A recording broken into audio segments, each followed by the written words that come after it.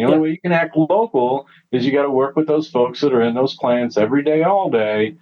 They're the ones that are in the best spot, in the best position to describe how this place is set up and how it works and what's in place and who's there to help them. When does this vendor come in? When does that vendor come in? How does that machine work?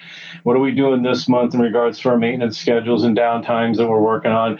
They're the ones that are closest to that activity to be able to implement and execute some of this work to help improve that cybersecurity posture. And again, like I said, if you're not going to supply the OT organizations with the tools they need, they're going to bring their own stuff in. Welcome to the Industrial Cybersecurity Insider. In each episode, we dive into the world of industrial cybersecurity. Join us as we cover the latest trends, innovations, and practical insights as we talk with leaders and practitioners across the industry. Gear up and let's get into this week's episode.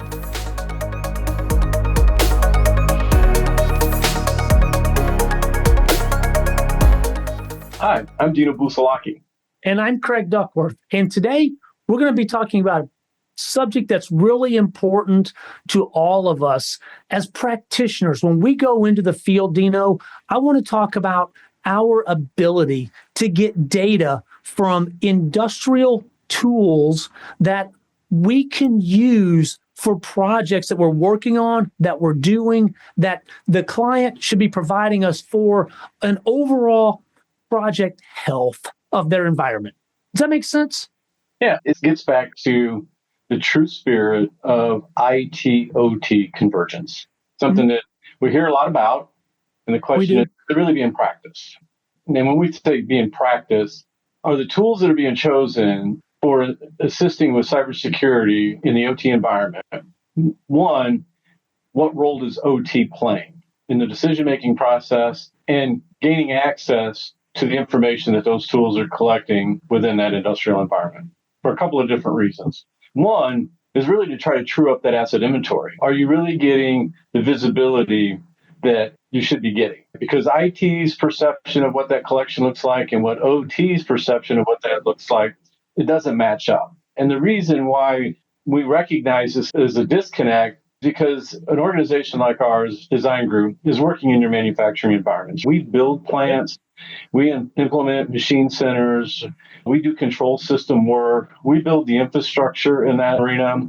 And a lot of times we find clients have purchased an OT cybersecurity tool, and yet none of the information that those tools are collecting is being presented to the folks that are out there working on your plant floor, working around these control systems. Well, so if I take a step back from that and I play devil's advocate, I think I know the answer, but who is keeping that data? Where is the data going? And why are we as recipients of that work or practitioners being tasked to deliver a project in the environment? Why is it not being provided to us? What are we seeing that's keeping that from us? Yeah.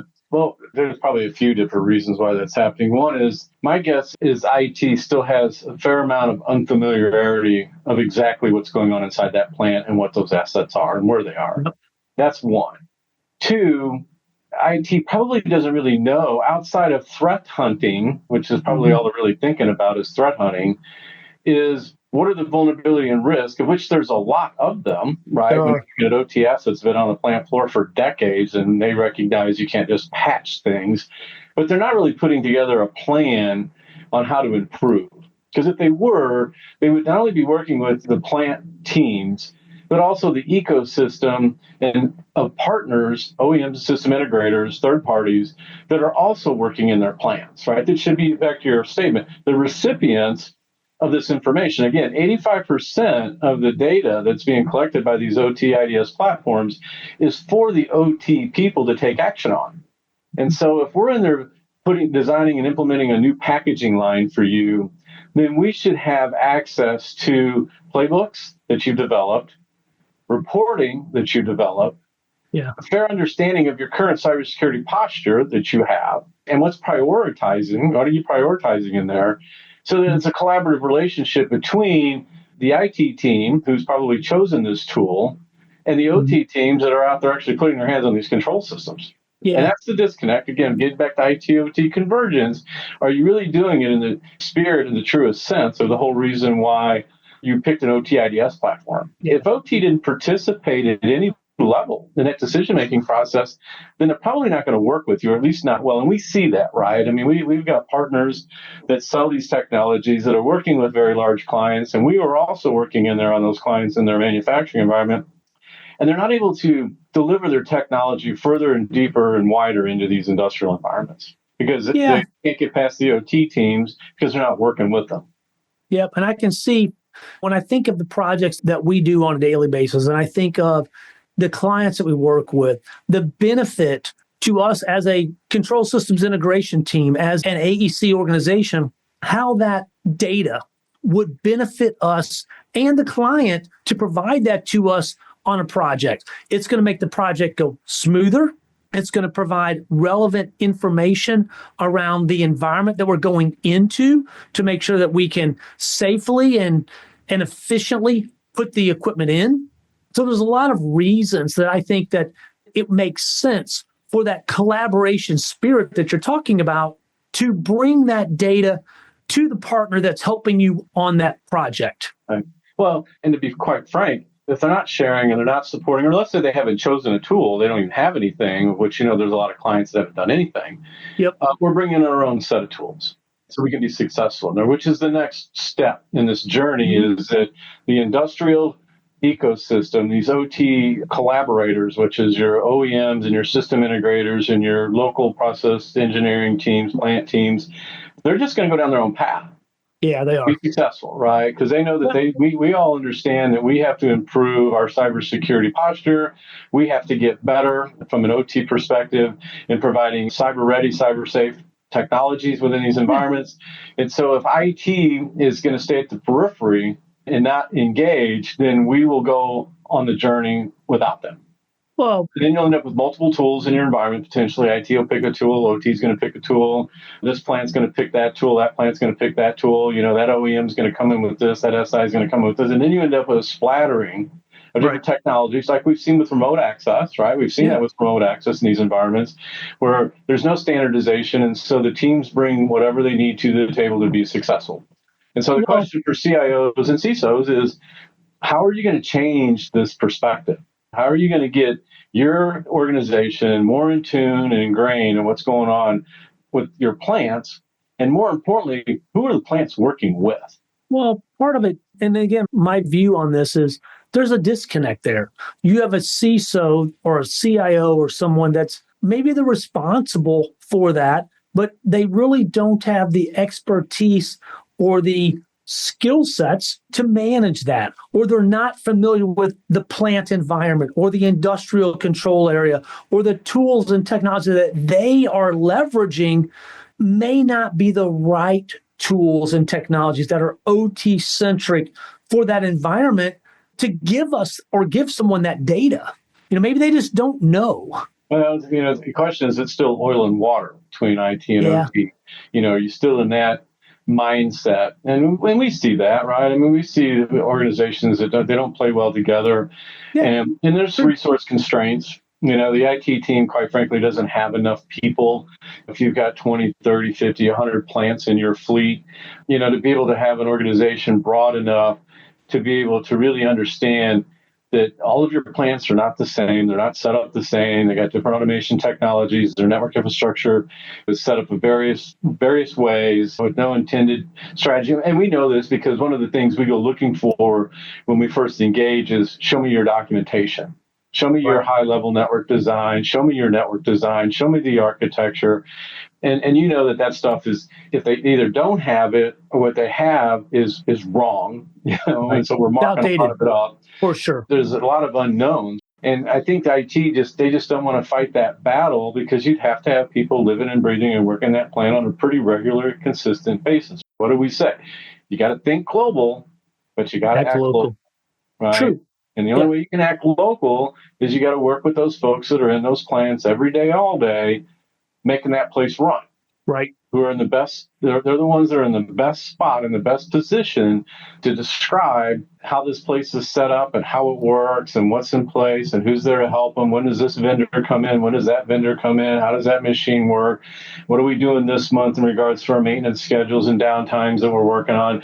They're the ones that are closest to that activity to be able to implement and execute some of this work to help improve that cybersecurity posture. And again, like I said, if you're not going to supply the OT organizations with the tools they need, they're going to bring their own stuff in. And we're doing it now, right? This is not hyperbole. This is real, right? Real, yeah. We're going in there with our own stuff. Yeah. And even for clients who have a tool, and we're talking to the OT guys, it's like, oh, you got Armis in here. You're an Armis shop. We know that.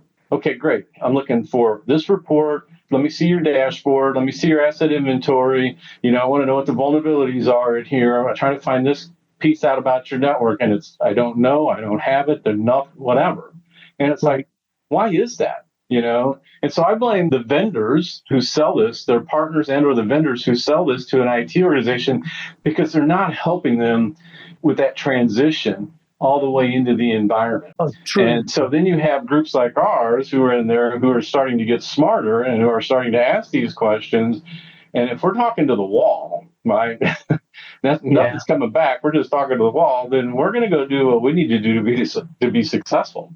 Yeah. So when a systems integrator or a firm like ours goes into that environment, they know there's a tool there. Are there certain steps, certain questions that we could ask? How do you think the most successful path, let's call it a path, to get that data sharing, that cooperation between the two different teams? What's the best avenue to begin having those conversations? Have you seen something work better than something else? We can tell you what doesn't work, and that's what we run into every day. Is when we're holding it close to our chest, we're not sharing, we're not giving it out. That's the cloak and dagger is really, we're past that. The ecosystem needs to grow up, mature, needs to start figuring this out. But are there things that make sense? Well, ideally, because we're working locally, right, is, when you're asking the plant, who is the owner? And they might just say, well, IT is. Well, who in IT? Who specifically is responsible? Who's calling the shots? Who could they go to? And sometimes they're not even sure, per se. I mean, I always welcome the opportunity for those IT teams to get close enough to the activity that's going on in the plant, and start asking questions and learning, which is what most of them are doing, right? I mean, if I'm talking to an IT person and, I start talking about HMIs and PLCs and the next words out of their mouth is, well, what are those things? Well, then you're starting you're in the wrong spot. Zero. They don't even know, right? And so then there's a whole new learning curve for that, right? And again, you got one or two people, you got 50 plants in your fleet, that's not going to cut it. The IT model from a managed services, PMOs, I see that becoming more prevalent in the OT space because it's very difficult to develop a practice to be able to manage this because it's all net new. There's a tremendous amount of data that's going to come flying up out of that plant floor when you put these tools in place. They get overwhelmed very quickly, the whole alert fatigue. So they just give up because IT doesn't know how to organize these challenges. They just don't. What's the priority? What's the life cycle of these assets? Where are they at on the capital plan to be replaced? When's your next expansion project, your brownfield, your greenfield, your downtime windows? Who are the vendors that you're working with? What are they doing for you? Have you talked to them about making cyber-ready machines? If those discussions aren't being had, then you need to insert an organization that knows how to do this into the mix to help that. Yeah. Yep. And those are all questions that a good partner can help lead for internally within the organization. Those are valid. Those are concerns. Those are ways to help begin getting better. Yeah. And you have to do your homework, right? You just can't assume that the system integrator that you're working with happens to be a Clarity partner. It's like, well, what have you done and where? I mean, there's one thing to stand the system up. That's not difficult, standing these things up. It's really what happens after that. What's going on after that? Yeah. Now you've sold in this stuff and you've got it running in the plant and they're seeing a third of the assets. What's next? If you're a client talking to a partner who's saying, hey, I can do OT cybersecurity for you. Oh, yeah, great. Where have you done it? Who are the references? Can I go talk to that client? Especially if they're not in a competitive nature where that conversation can be had. Because, you and I both know that we have clients who are willing to be spokespeople to other clients. As For long as there's sure. no conflict, they're perfectly fine with having that Yeah. conversation. Clients, you need to consider that. So when you're working with a partner who says they're in the cybersecurity space, good. Even if it's on the IT side, if you're working with an IT VAR, says, yeah, we sell Clarity, we sell Armis, we do Dragos, we do Cisco. Great. Where have you done it? And what have you done? And who's that client? And can I talk to them? Yeah, well, that's important. No different than when they're trying to vet a systems integrator for a controls project, or an AEC firm to build a building, or in our personal lives, we go to buy a car. You and I both know that everyone's going to research that car. There's things that they like about a particular model: Chevy, Ford, Dodge, Jeep, Mercedes, depends on the price range. They're looking for certain things. They're doing research. Organizations have to do the same. They got to research and understand what they're doing. Well, and to take your car analogy a little further, there's one thing: are you the buyer and the driver of the car, or are you the guys that can actually build the car? There's and a these difference. engineering groups can build the car. We can build the car. Right. There's a difference between selling the vehicle and building the vehicle. Right. Oh, huge difference. And so as an organization, you need to work with engineering companies who can build a car. They're the ones that know what it takes to build that car, what's going into that car. They know the technology in that car. They know how it's being designed and programmed and configured and the networks that are in it. It's not the person who's buying the car. It's the people building the car. But that and that's person what, again, back to that IT/OT convergence. That's what's missing. Some people, you got to get past that godlike mentality that some of these IT organizations have that think they're the smartest cats in the room. And it's like, well, that's fine over there in the data center. But let's go talk about your plant floor and what's going on there. Well, again, a great way to identify that up front when organizations are trying to figure this path out and navigate this journey is a tabletop exercise. One of the very first things that we recommend is let's do a tabletop exercise with the C-suite to understand alignment, to understand who is going to own this. Back to your question, who owns this? Who has responsibility and authority to implement it? Walk the plant floor with those individuals and open a panel with the plant manager or the controls engineer and say, okay, these are the assets that we want to talk about. These PLCs, these drives, this HMI, these IOs, and help them understand this is not about the PCs and about the laptops in the IT environment. We are talking specifically about industrial control networks and assets that are out here on the floor and how they are connected to the enterprise and the value of the data that comes up. Organizations like Design Group, we have that ability to provide those insights. You talk about it's not real hard to install the tools, technology, and it's not. But when you sit down and prioritize risk and you begin looking at vulnerability management tools and you start putting together programs to begin assessing and mitigating that risk, it's important to understand that process. There's understanding, but more importantly, who's that asset owner going to be most comfortable with and having that conversation with? I think we know the answer to that. Who's credible, who's accountable, and who is a plant manager and his or her staff that's out there helping them run that plant day in and day out? Who are they going to feel more comfortable with when they're in there talking about their control systems? And it's not necessarily going to be some IT person that shows up maybe once a year or every other year and just touches pieces of the network. And maybe there's been some bad experiences because things that IT have done, like with firewalls or pushing patches or making configuration changes or doing denial of service attacks while they're doing port scans and things of that, net scans and that type of activity that's been disruptive. Pen testing, things that they've witnessed that the plant's like, why am I going to let you come down here and try to help me with something? Because every time you show up, you just create headaches for me. Yeah. My project gets delayed. My project costs twice as much money. I lost my production for 30 minutes or a day or two or whatever, a couple hours. And that gets back to that oil and water and that IT/OT collision, as we call it, versus convergence. So that being said, they need to start working with the folks that are most credible to them. Again, the people who can build the car, the people who are building their cars and their plants, are the ones that they need to really lean on to help them on this journey. Yeah, no, Right? spot on. And as a C-suite, if you're listening to this, you're going to have to get past what IT is telling you, because they're only telling you half the story. There's three sides to every story. There's my side, there's your side, and somewhere woven intricately in the middle is the truth that has Like pieces sport, right? pieces of both sides. But at the end of the day, it's not one side. There's not a silver bullet. It's how do you get to the truth? How do You're you missing one of the legs of the stool, in my opinion, right? It's a three-legged stool, and you're missing one of the key components. You're missing one of the legs, and that is the input and an activity that's being performed by those groups of people who design and build those machines and who maintain and support those, and the people who operate them. Yeah. Again, if you're not a magician, you shouldn't try to balance a two-legged stool. It's not beneficial. It's difficult to do. But we see that, right? I mean, we see that time and time. And again, I place some of the responsibility on the shoulders of these firms who are selling this technology and selling it to the CISO and calling it a day.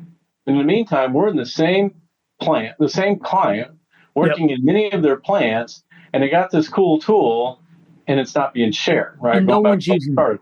Yeah, no, 1,000% agreed. If you're looking at this holistically from an organization, then you need to start treating it holistically.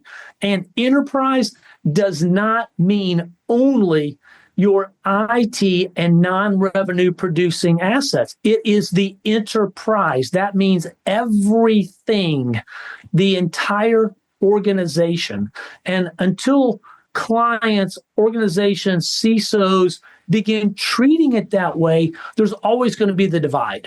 Right. And they have to close that gap. And where does that begin? And there has to be some forced collaboration. Yeah, there does. On multiple sides to put these people together. As I used to say back in the day, get all the liars in the same room and get past the finger pointing game, and let's really try to move this ball. And we can sit and say that because the work that we do, we're the ones that are in your plant and we're touching the control systems. And if you're not talking to us, then you're missing the boat. Yeah, for sure. You can't just install it and walk away from it. That's no longer good enough. So great discussion, Dino. Hopefully that's a hot topic that everybody takes to heart, can go back to their organization and say, how are we doing this? Are we sharing this data with our systems integrators, with our OEMs that we're looking to better our operations? And if the answer is no, you got to take a step back and say, why not? They're there to help you. Let them have access to the data. Show them what your environment is. Show them what they can do to help make you more successful. Everybody wins every time. Yeah. If IT/OT convergence is something that you believe in and something that you think that you're doing, then you should have a list of every manufacturer, OEM, system integrator who's in there messing with your control systems. Yeah. To be on your speed dial. And they should be part of the discussion when you're talking about cybersecurity. What are you doing? Here's what we expect you to be doing. Here's our plan. Here's our roadmap. Here's our security framework. If those conversations aren't being had with those organizations and you don't have a comprehensive list of who those people are, then you are not practicing IT/OT convergence. Totally agreed. Yep. Beautiful. Well, for anybody that's got questions, you can reach out to us, follow us on our podcast. Feel free to drop us a line. We're here to help in any way that we can. You guys have a great day. Thanks, Dino, for a fantastic conversation. Be safe. Have a great holiday. Thanks for tuning in to the Industrial Cybersecurity Insider. To stay up to date with our latest episodes, be sure to click the follow or subscribe button now. And if you found this podcast helpful or have a topic you'd like us to discuss, please leave us a review or let us know. Thanks again for listening. See you next time.